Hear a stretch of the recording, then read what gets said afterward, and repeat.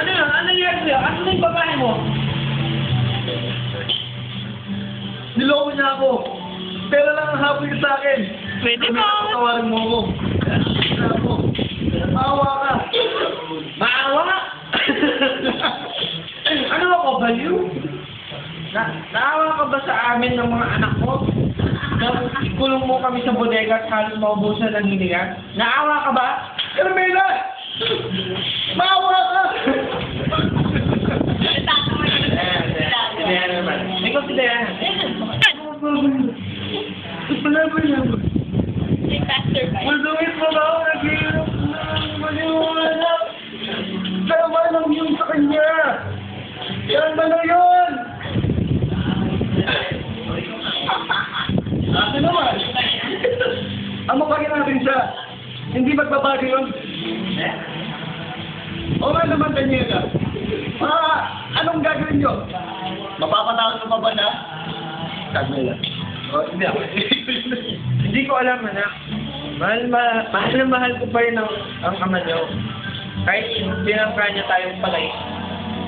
Ma, everything deserves a second chance. Tuwang-tuwa. Dito buko si Renato na mapatawad siya ng kanyang pamilya. Parang kay kabalto ko nakasaw pa rin. Renato, anong ginagawa mo dito? Carmela, isipin na ako. Patawarin mo na ako. Papa, O, ikaw yan. Dahil yan. Ate, sino yan? Papa? Daniela, ama natin siya.